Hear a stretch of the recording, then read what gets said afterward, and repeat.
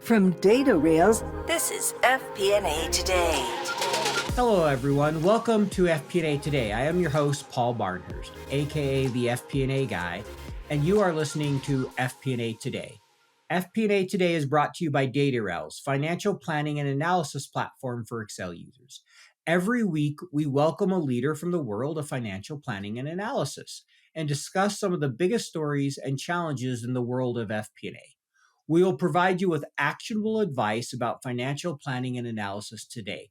This is going to be your go-to resource for everything FP&A. I am thrilled to welcome today's guest on the show, Gabriela Gutierrez. Gabriela, welcome to the show. Thank you, Paul, for having me. Very happy and excited to be here. Well, we're really excited to have you. So let me just give a little bit about Gabriela's background. She's currently working in Germany, but she has lived and worked all over the place. She grew up in Ecuador. She went to college in the U.S. in the Boston area, I think both Boston and Babson College. And then she did an MBA in Spain at EA Business School. She moved to Germany for work and has been working for a company that looked like it just spun off, but was originally owned by eBay. And I'll let her talk a little bit about that. But that's a little bit about her background. So maybe can you tell us just a little bit more about yourselves, take us through your career and how you ended up where you're at?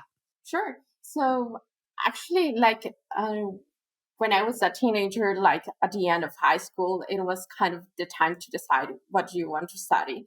And funny enough, I was always struggling between going into more into science, something would be finance or engineering, or more into art or fashion. So I always had this kind of a struggle. At the end, obviously, finance won the race. And I made the decision. But at first, I studied business administration. And then when I needed to do some internships, all the time, the areas that they were will be I would be more successful, or I would be able to really deliver over 100% would be always related with numbers. So then I said, okay, finance makes sense. Because if I would be something with marketing, it would be kind of digital marketing where you work with tons of data and A/B testing. So always with numbers.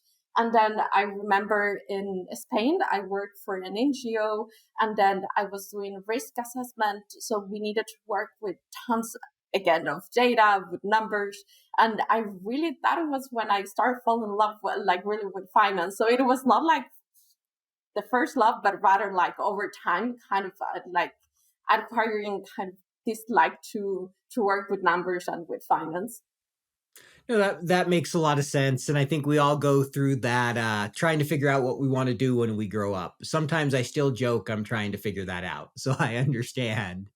You mentioned thinking about, finance, fashion, art, those different things. We all have those passions. I have a sister that works in the fashion industry, so I understand that one. I remember helping her a lot through school, getting to cut patterns and all kinds of things a few times on the weekend when she needed help with her projects. So it's a fun industry. And I know the, trying to figure it out. I didn't know I'd end up in finance. I originally did an entrepreneurship undergrad, and in grad school, I fell in love with my finance class. So I can appreciate that one. So, you talked about numbers, talked a little bit about that. Can you maybe talk a little bit about how you ended up in FP&A? What attracted you to that within finance, right? There's a lot of different areas. There's the accounting, there's corporate finance, there's treasury. What is it about FP&A that interested you? Oh, I would say I'm an introvert. So for me, talking really a lot with people, sometimes it becomes even not natural. But in FP&A, it was kind of a mix of you work with numbers, and I love forecasting. The best season for me, it's budgeting, where most of the people will hate it. People at my company would be why? And I just love because you can completely have focused time. You create a forecast, you create a budget, you know how much any initiative in the business will influence the revenues or cost. So you can see the beauty of the numbers while you work through forecasting. So then there isn't any better position for in finance than FP&A. And recently I was reading a book that I think it's the art of statistics. And I read a quote there that it was like, numbers without you telling them the story, like they are just numbers. We are kind of like humans. We need to give like the meaning of them. So I think that's why that I really love FP&A, because you can tell the story using numbers. No, I can tell you love numbers and you're a finance person when you use the term beauty and numbers together. That's when I know I have someone who likes finance. Yeah. And Because that's also, usually not what you hear. So that's great. That's great that you love it. yeah, many of my friends would be like, why? Like they would be working in completely different industries, and they are always kind of like, oh, Gabby, with finance and numbers. So they would kind of always make fun. Yeah, no, I hear you. A lot of people do that. They're like, well, why finance? What do you like about that? Or there's always the jokes about accountants and bean counters, and I think we've all heard them. So I get it, Yeah. but that's great that you found something you're passionate about and you really like. So maybe talking a little bit, sounds like budgeting and forecasting is really something you love. So what has you found maybe some of the biggest challenges for you as you're going through and trying to figure out a budget or a forecast and how those initiatives impact the business? What do you find to be the hardest part for you when you're going through budget? Like, what's the challenge? I think uh, it comes in different layers.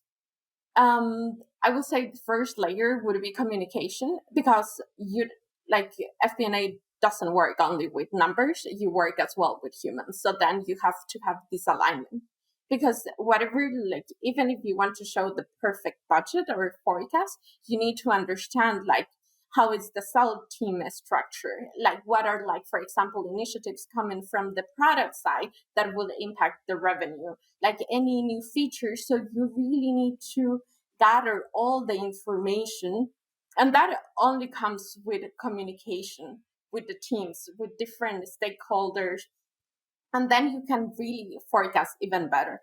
Then the other kind of layer, I would say, where I see a lot of challenge is like how to include macroeconomical variables into a forecast. Like what would be, for example, right now, what would be the impact of higher inflation, the interest rates, like the consumer index, like are they gonna still gonna have the same patterns as before, or what had happened like while we were during COVID times? So all of these kind of changes in the market, how we would be able to include them in a forecast.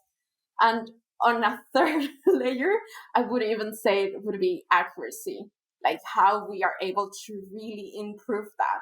Because like we have right now like a very um, completely different economical uh, um, economy, like, sorry for Hmm. being repetitive, but in a way that is changing quite fast. And how are we as finance managers, as FP&A managers, are going to be able to even be ahead of those changes and be able to incorporate them into the forecast? And once we incorporate it into the forecast, how we can communicate it back to the stakeholders of what could happen and what would be the decisions based on that we can take to reduce risk or to take opportunities in the business. No, I think there's a lot you said there, and that all makes sense to me as I heard it. Kind of three layers or key things I saw. Is first, obviously, we have to understand and work with the business, understand those initiatives, understand the structure. Right? I've seen over my career kind of finance build the plan in a silo, and it doesn't work well. Right? Never a No. good idea. You really want those relationships with the business. The second, I think it's an area we're all kind of dealing with is what external factors should we bring in? How should we think about external factors? And then the third thing you mentioned is just all the uncertainty because of the environment we're in, right? We've seen the inflation. Everybody's seen these numbers, 40-year highs, UK, Euro, US, right? We've seen the interest rates going up as we try to fight the inflation. You've seen FX rates like the euro, right? If you have Yeah. a lot of US dollars, there's been a big change in what that rate is. Like I look at it and go, wait, it's 1 to 1. I should go to Europe now because I went back in 2008 and it was 1.6 to 1. And I was a college Yeah. student. I was just like, it just hit its highest point ever when I went. I'm like, really? Can you be any higher for me? Perfect So timing. Yeah, no, it was a fabulous trip. I loved it. We studied transitioning economies in Eastern Europe. I got to go to Amazing. Croatia, Greece, and Bosnia, and it was a lot of fun, but definitely wasn't cheap. So, Yeah, I can imagine. But very interesting countries as well, and it's also very interesting ones like for example, like the impact that had for the Greek economy to join the euro, like and mhm. still like the lagging effects of that, we are still seeing it, and what's like the social impact that is having into the society. No, totally agree. It's fascinating to see those different countries. Like we got the opportunity to meet with university students in Sarajevo in Bosnia and get to learn about their economy. And it was fascinating. Croatia, we got to tour a pharmaceutical plant and talk to some people in the tourism industry because we were in Dubrovnik, which is really big. So it was fascinating. Greece, we got to go to their stock market and talk to some people at the stock market. So it was really fun to learn these different countries and see the challenges and the differences in their economy and how they were trying to transition and grow. Like Croatia and Bosnia, especially that I don't think either of them are in the EU now. I can't remember if they are. I know they were. Some of them were trying to, and just the challenges of some of the different things they dealt with that they needed to take care of to be accepted, and how they Yeah, thought about that and how it would impact their economy. So yeah. yeah, it was a great learning experience. I would love to do something like that again. So okay, so we've talked a little bit about forecasting there, love of numbers. Can you talk a little bit about, within FP&A, how have you seen it structured? Like what responsibilities have you typically seen within your FP&A and kind of how the organization has worked? So far, so pretty much I have been responsible for revenue forecasting. So like within like eBay Kleinanzeigen, we have like different verticals or different types of revenue, and th- three or four of them I have been in charge of. So quite like I would say it's 70% or 80% of the revenue it has come to my shoulders. Each of them it's very different to the other one. So I can tell you we have advertising, completely Mm-hmm. different business than what we have for features revenue, and completely different business of what we have to transactions or like the subscription. So it's kind of like within the same company we have total different like revenue forecasting metrics, and type of business. I can give you an example. For advertising, we really take a look at what is like our revenue per KV per 1,000 visits. Mm-hmm. For transactions, we have a funnel where we could take a look of like the number of organic ads that we have, organic eligible ads, because not all of them would be eligible for ad transactions and shipping, and then what would be our adoption rate.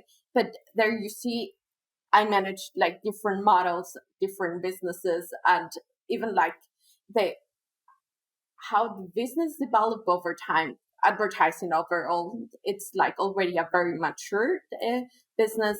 Transactions still a very young and as well very young team. So even the level of support that it will require, it's totally different. So Mm-hmm. sometimes I feel I'm wearing like in a sense the same hat but many hats because like the type of information that I would need to give to some like a business unit would be completely different to the other one. But I'm still doing kind of like the same FP&A role. Yeah, no, that makes a lot of sense if you have three or four different business. Sounds like you got subscription, you got advertising, you got transactional going on.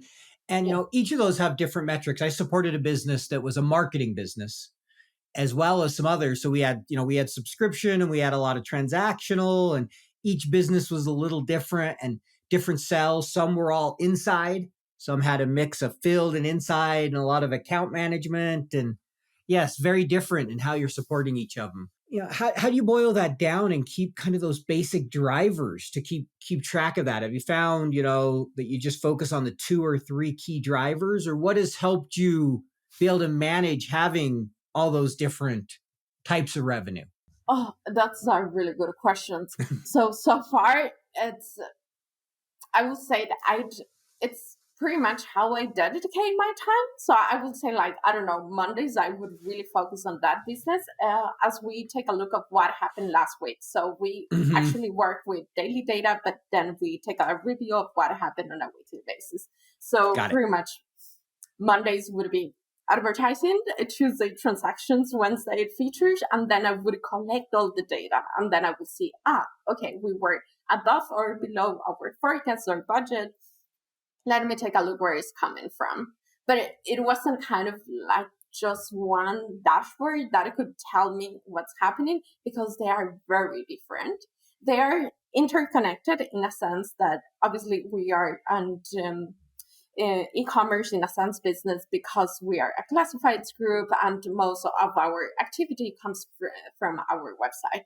So we need Hmm. to have like higher number of visits, higher number of listings, or new ads. So pretty much that would be kind of like the first level of in our funnel. But then the behavior from each revenue stream is totally different. So that's why so far I hadn't found one kind of dashboard that would be, this is the metric or this is the unit that could help me with to measure what happened last week. That makes a lot of sense. And there's rarely one number, right? It'd be nice. Here's your number. Just focus on this, but never works that easy. So it sounds like obviously website. I would guess a lot of monitoring number of visits, traffic, time on site, a lot of those type of things is kind of top of funnel. And Yep. then seeing how that filters down to what's the conversion rate, how many subscriptions or how many ads, how many views on the ads, all those type of metrics. Is that a lot of what you're looking at? Yeah. And then like also you need to partner, for example, for key metrics with other teams, with the analytics team, because they would be like on top of the key metrics. As FP&A would focus on revenue, but in a sense, we also need to focus on metrics because that's our Mm-hmm. funnel. So Yep. you need this partnering with other teams. And that's why I was referring to, as the first layer for FP&A, the communication, because you Yep. always need to understand what's happening, besides from only taking a look at revenue or cost. Yeah, no, totally agree. I mean, I think business partnering and working with the business is critical. A lot of people think finance does just numbers. And I'll admit my favorite part of finance is working with the business. I enjoy getting into a spreadsheet and doing numbers, but I also really like, being with people. And so big believer that finance needs to get out of its spreadsheet from time to time. We can't spend all day in Excel. Yeah. Yeah. As much as there's No. days we might love to, it doesn't work that way. Yeah. That's why I also like to structure my days like about like within a week, because then Hmm. it would come the end of the week and I would focus on like Thursday, Fridays, pretty much focus work on Excel or G Sheets, like really just doing like modeling. No, I understand that one. That makes a lot of sense. So obviously, you work with a lot of departments, and you mentioned analytics. Do you work with data scientists, or maybe kind of talk a little bit with the key groups you're working with revenue? I'm guessing sales, probably some kind of analytics team. But how does that work? Kind of how's your relationships, and how do you kind of partner on the data? Because it's so different in every company how they structure that. Yeah, so we work quite closely with the analytics team, and for me especially, because most of the revenues depend on the key metrics. On then this, like we are in constant, like pretty much when I need to update, it's like if I see something odd in the data, I would be like, okay, my contact person for the analytics team here, like we need to fix this, or like Hmm. something happened, like can you please take a look at that? But and that in a sense I would be in a bridge of and very like being a very analytical person and being like a finance person, because some of the metrics I would be able to forecast them myself, because I would say, okay, I already have my models, I would just run them and I would see what's happening into the revenue. So sometimes I also like to have this not dependency into another department to really Yep. kind of be proactive and then just see. And and with that, you could also challenge, like, for example, if they would come with different like metrics forecasts, and I will see, no, like, I have done the same forecast, I see a different results, like, let's align. Where is this coming from? Yeah, no, it's great when you're able to do that yourself and be able to run the numbers and compare, right? Kind of do that. Well, you came up with 2 million and I came up with 1.6. Why are we 20% different? Yeah. Oh, you use this assumption, I use that assumption, or you tweaked the data this way and I tweaked it that way, or whatever.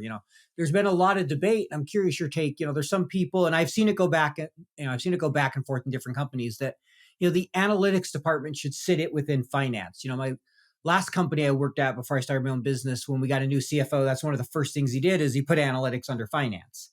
And the funny thing is that's where it was 5 years ago in this company. And then they broke it out on its own and now they've brought it back in.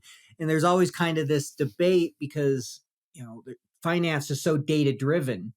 Should analytics and the data sit with finance? Should it sit with IT? Do you have any thoughts on that? Do you have a preference of where you think it naturally fits, or what's your take? A very a good question as well. I will say it depends, because I will break it down not like a single group of analytics, but rather I would divide like the analytics in a sense as a general business, and there I would totally agree that it should be within finance.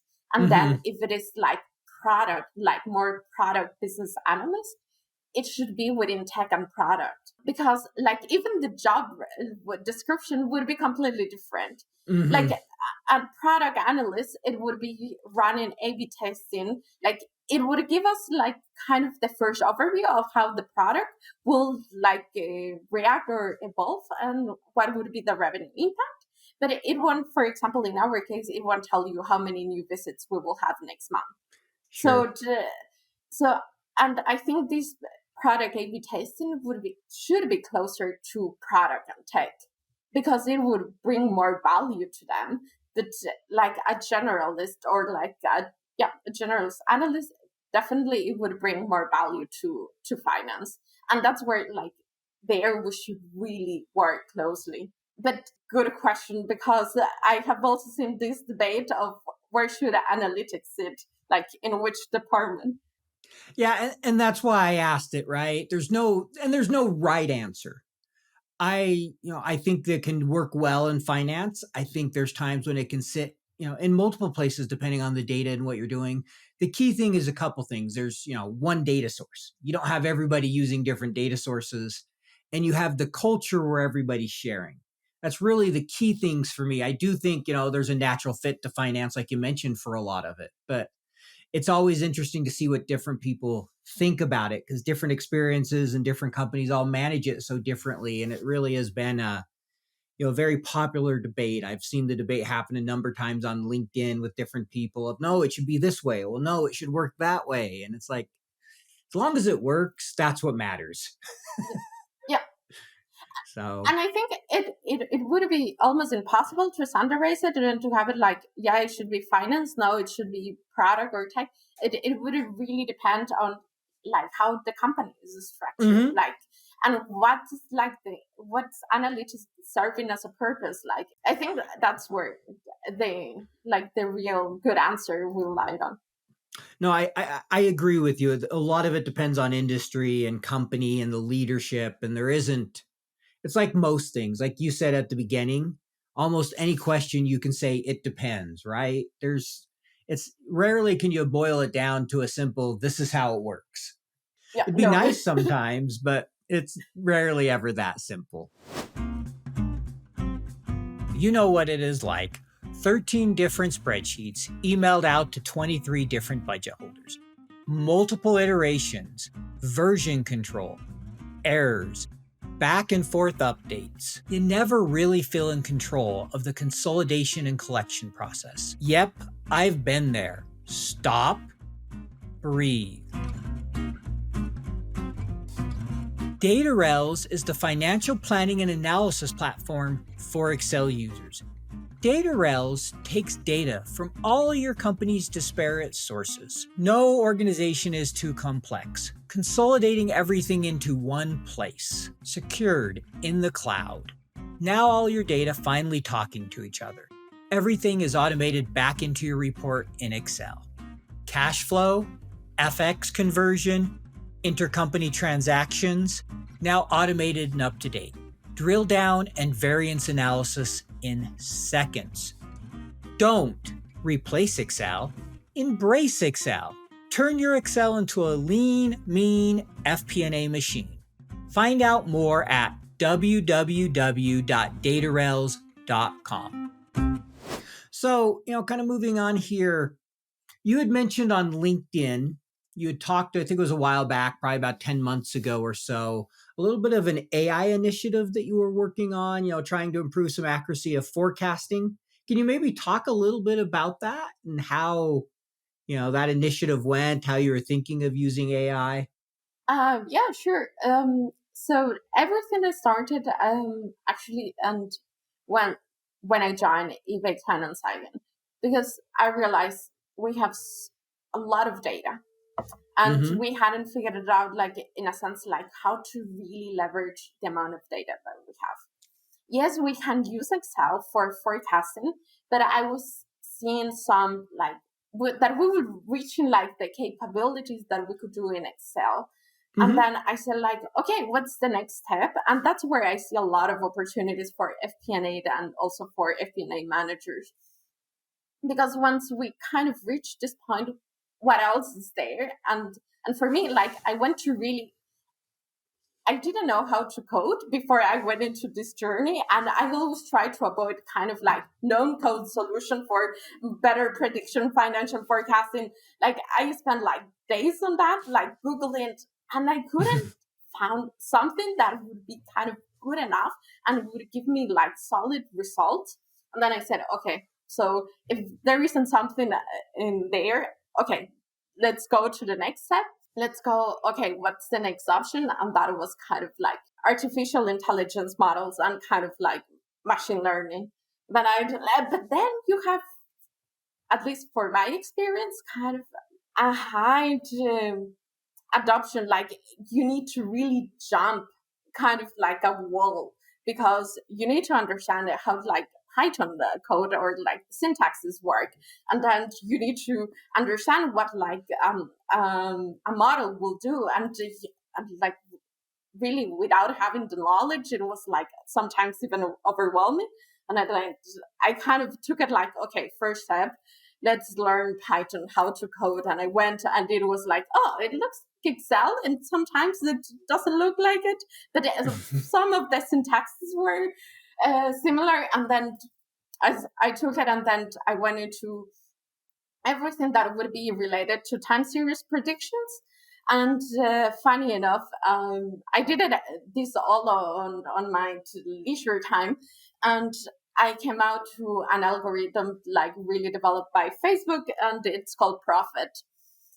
Without knowing that also within our analytics team, they would also be using the same algorithm to predict the key metrics. And that was really funny once I started predicting the revenues. And we kind of like, wait a second, you're also using it. And oh, yeah, we get like really good results with that.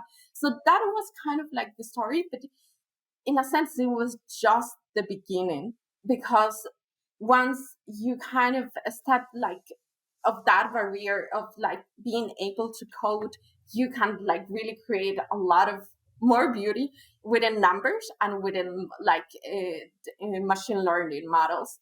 Like with Profit, it was like a very simple model, like it's more or less like deep learning, but then that would work with certain products that once you have a lot of historical data.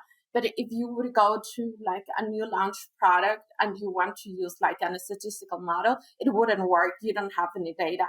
But then I just found like so much like information about different like data models, and then it was really just the beginning. And for now, I'm just only using them, and since then I have never stopped. And once I posted on LinkedIn about the comment, I really wanted to to see like what were like the people's challenges, because for me it was a lot about this accuracy and how people were resolving this, and especially if they were still using Excel, how were they doing it? No, a lot of great information there, and that's great that you took that initiative and learned Python. I've toyed with it a little bit. I've never learned it. It's still on my list. In fact, I have a book back here.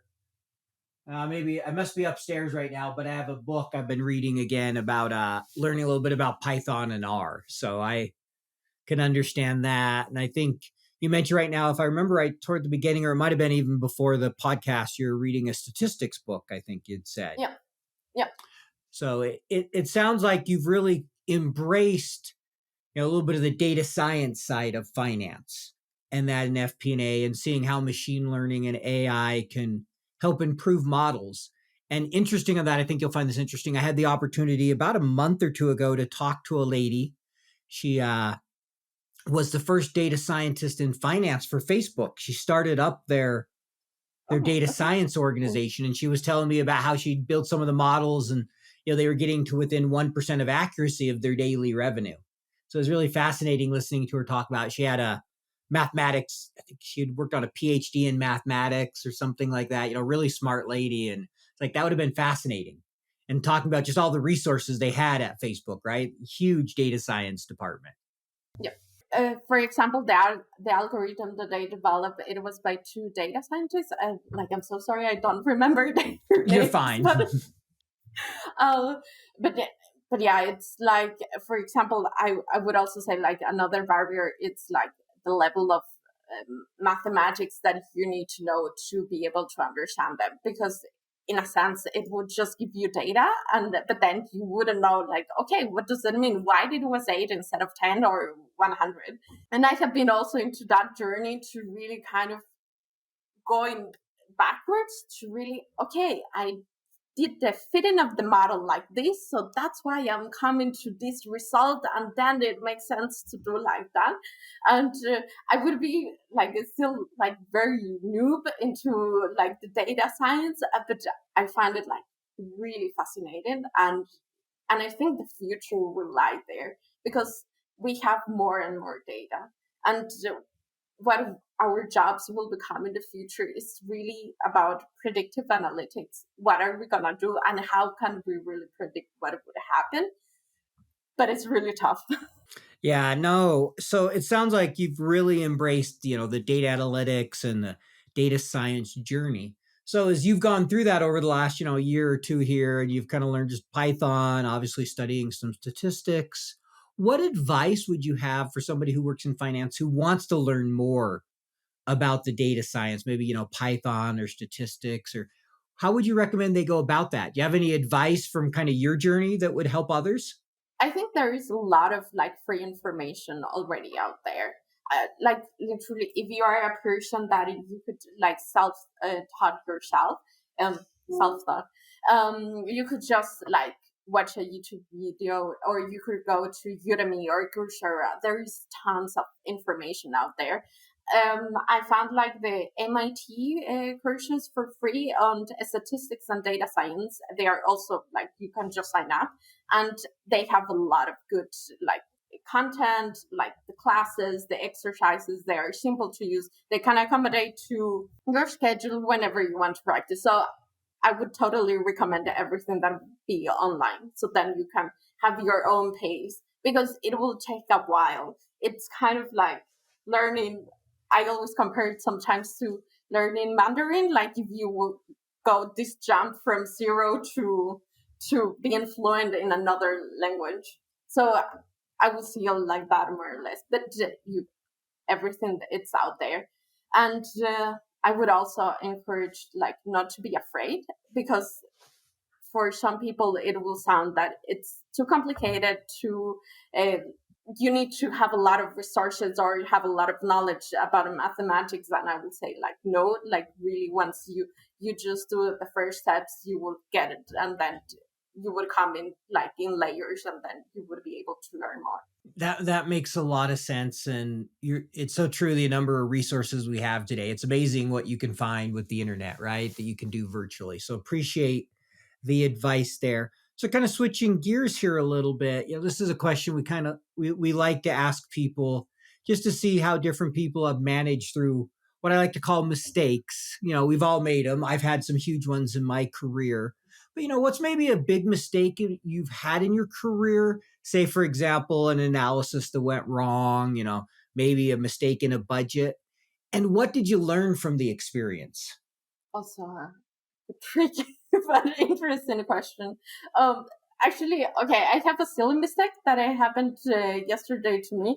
I had a mistake in a summary formula, and I was so usually like once we predict lower visits, our revenue would also decrease, and I was like, something is wrong. My revenue is increasing, and I just noticed it, and it was like a very summary formula, and I should have known better.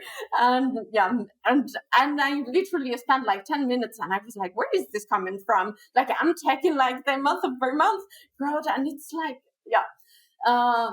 but like more in a serious way. Like, for example, for me, the biggest mistake would be like that I didn't went into this data science path before. I really regretted, like, for example, if I would have taken in college more like statistical and mathematical like lectures, I think like the capabilities that I would currently have and the level of value that I would even able to bring into the company would be much higher. Like my goal right now is to really build my own forecasting model and not use like the current ones that we have, but rather like build it from scratch. And I think if I would have started that journey before, I like right now I wouldn't have it. So that's kind of like, I should have, but like with shoots, like. Yeah, that's a great example there. And it's clear you're passionate about what you do. I mean, I can see your excitement as you talk and that you love the this data science side to finance, the machine learning, the digging in and building those models and working with the numbers. And it's great to see because I can see that passion. And I laugh when you mention the sum ifs because we've all been there where you do a formula and you're spending 20 minutes, 30 minutes, 10 minutes, whatever a day sometimes. Why is this not working? I used to do SQL. I wrote reports and the code doesn't work and you're spending hours trying to like, why am I getting $1 billion back? The number should be like 1 million. I know something's wrong. So we've all been there. And there are days when it's just like, okay, I'm just putting this aside. I'll look at it tomorrow because I can't figure out where I screwed it up. Yeah. So. And like I spent it like really like too long to really figure it out. And because I was thinking, no, the formula is right. There is something wrong. But then when everything else was correct, I'm like, is the formula wrong? And and there you go. That's exactly, you go through the process and you're like, and you keep coming back, you're like, well, it can't be that. But then you go through it logically and like, well, it can't be anything else. So it has to be that. And then you start going, okay, so well, what did I do wrong? Say, yep. Yeah. Like I saw a shirt that made me laugh and you'd appreciate this in coding. And it was, it said, I think it said something like roses are red, violets are blue. You have a left bracket on line 32, like. Yeah. And anyone who's coded can understand that one, right? You can appreciate we've all been there where it's like, could someone just tell me where the mistake is? Because I'm tired of looking.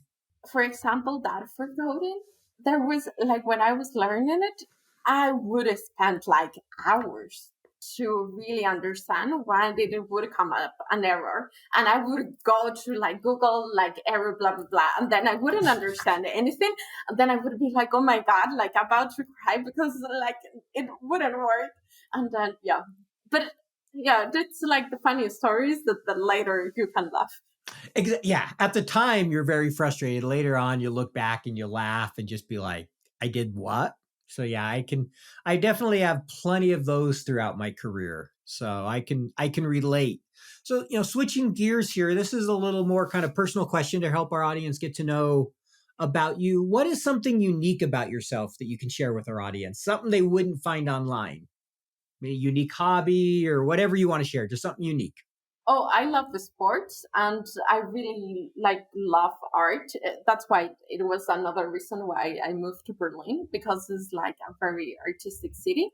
And I would spend sometimes when I was even younger, like weekends just going from a gallery to the next gallery, and then like going to museums, and then like photography would be kind of my secret hobby that I would just, you will see me sometimes, I would be walking and then stopping in the middle of the street, and I would be fascinated with something about architecture or art or making a picture, and everyone would be, are you okay?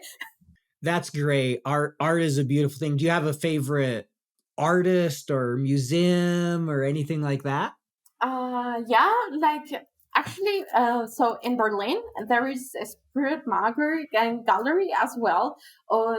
There is also a new national gallery that opened recently in Berlin. It's like with this brutalism style, Hmm. and at the bottom like you have like really nice garden. I went in summer, so like also it helps because I imagine in winter it would be pretty much great and very cold, but in summer it was really beautiful, and they have an exhibition about women in the 19th century and what was their role, so very as well relevant. As I also work as a part of diversity and inclusion group within my company, so I'm always kind of keen to like to see this type of exhibitions and how we can really improve the role of like minorities in companies. No, that's great. I love, that you've been involved in diversity and inclusion because it's so important, right? Companies, when we embrace diversity and embrace, different groups and welcome different thought and include everybody, you get better results.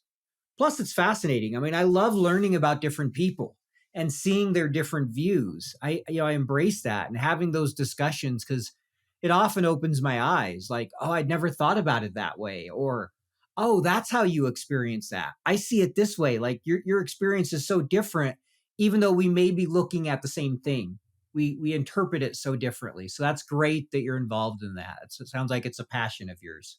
Oh yeah, true. Like you can see I have many passions, but yeah, it's something like really because sometimes with finance would be like very numbers driven, and like whereas like kind of like the more social part would be like DI, like really what would be, for example, in our case, what would be initiatives that we can do to have like a better belonging, like that will people will feel more welcome in to work in a company. Like I remember a couple of years ago, I worked in a company where I was the only woman, and that was like in a sense very challenging to really make yourself heard or like really express a point, because then you would feel like oh a lot of pressure. So right now that like in our group what we try to do is like really a touch point in belonging, how we can make everyone welcome. Yeah, no, that makes a lot of sense, and in finance, most of my career, obviously it's tended to be most men, but I did get the experience in college. I worked for a couple of years, and there was about 2 years where of all the students, I was the only guy. It was all girls. And so it gave me a different perspective of kind of, being the minority, so to speak. Because, most of my career I've been in the majority. It's a lot of people, male, and so I haven't had those experiences much as others. So I always appreciate people sharing because I get, there's it really, it really is important that we make sure we're embracing and involving everybody because a lot of people have been marginalized throughout society. So I really appreciate you being involved in that and sharing that. That's great to see. So next question here, as you look over your career and just kind of look back, what is an accomplishment you're most proud of? So if you're in a job interview and I ask you, hey, what's the proudest moment of your career? What's your greatest accomplishment? What you going to tell me? I would say like uh, the models that I currently run in, like yeah, like when I talk about them would be like yes I did it, like I was able to learn it and to run it, and we get like for example like sometimes I get a request like we need to do a long-term planning and we need to forecast revenues for the next 5 years, and then like really how like if you would do it manually, it would be like such man work. And then I'm like, okay, no problem, we can do it. I just need to run like at least the run rate models, it will work, and then talking and aligning with the team, and then we would be able to build like a case. But that's totally feasible if you use machine learning, and then you just have it like in 5 minutes more or less. But you need to check, like then the checks, the fitting. But if you would just run the model, you could have for the next 10 years if you want to. Thank you for sharing that. And I know who I'm coming to when I want to get more involved in machine learning. You might get a message from me. Yes, please, anytime. Like I would be more than happy to like really to talk about this with other finance managers, like everyone. Yeah. Great. So now this is a question we ask everybody. It's kind of our fun question.